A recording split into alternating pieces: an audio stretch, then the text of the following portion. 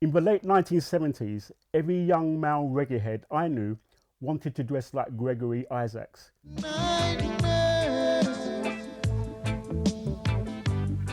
If you boasted a black felt bowler hat, slim slacks, a red, gold and green belt and crocodile skin shoes, then you were almost on the same level as the cool ruler himself. The only thing was, no one could sing quite like Gregory Isaacs. Sufferer is an insight into the despair Alex Wheatle has experienced throughout his life, a life that involved being abused in care, jailed for being part of the Brixton riots, but also finding his love of reggae and becoming an award-winning writer. Sufferer is an old sound system or reggae term, and it was always spelled at the end with a R-A-H. So that was very important for me. And I believe my definition of sufferer is someone who was born into no privilege whatsoever.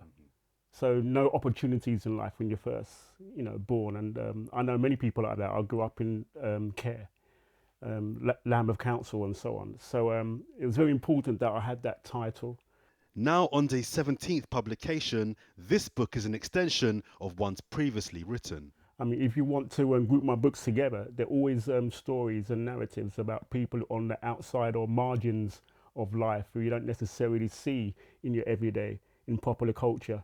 So that's very important for me, that I present these stories. Music punctuates this book throughout. Just talk to me a little bit about why music was so important to so many key parts of your journey and of your life.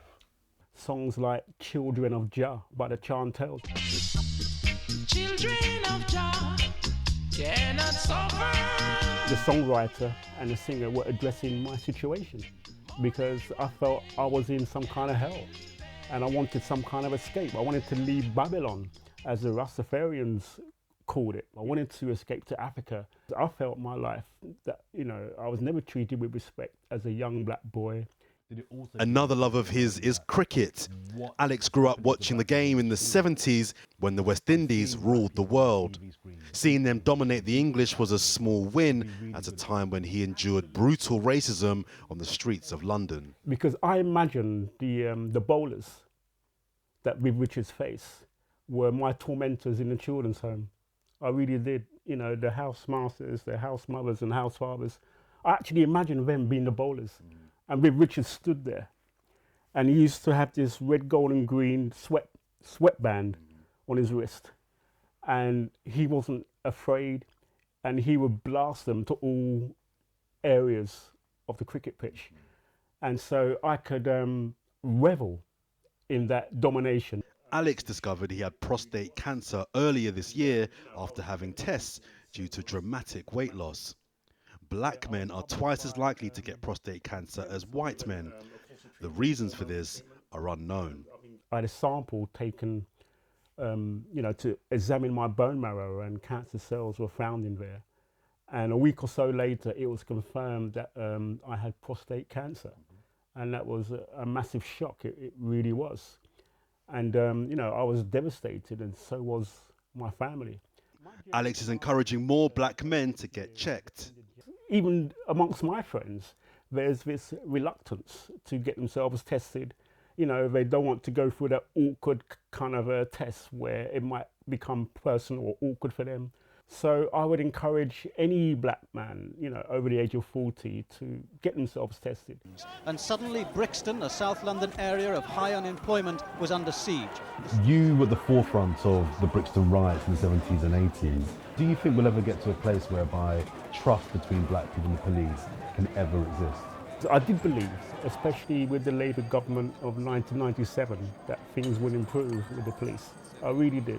A new political power coming in, and I hope that these issues that black people have had with the police for such a long time, and we shouldn't not just think that it was the 1981 Brixton riots that started it all. I really wanted to see the police as not a them and us situation.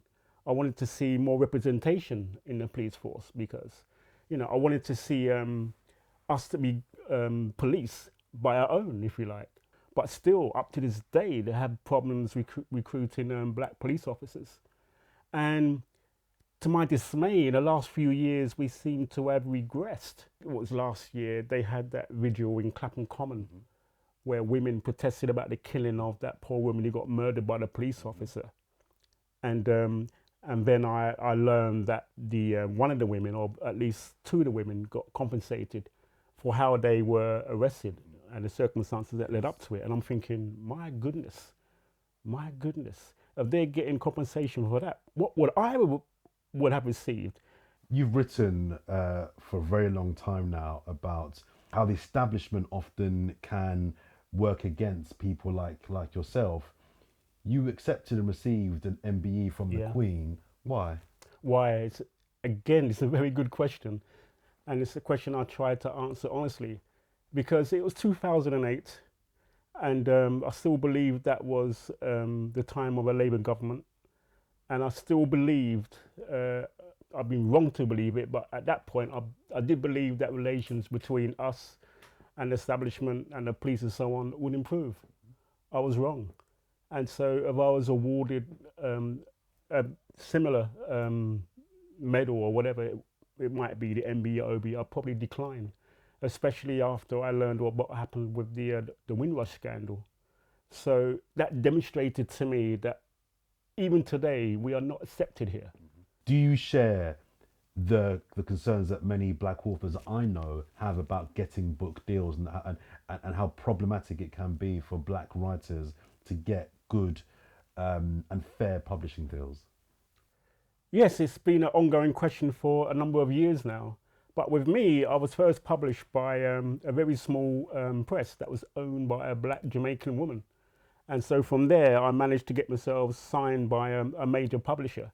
And at first, when my second book or my third book, I believed that I didn't receive the promotional activity that I wanted, because they probably saw me as niche and maybe that my books would only sell to the black community. I think that's wrong. I think that our books are, they're narratives that anyone can enjoy and learn from and take pleasure in. In 2020, Hollywood director Steve McQueen produced a series for the BBC called Small Axe.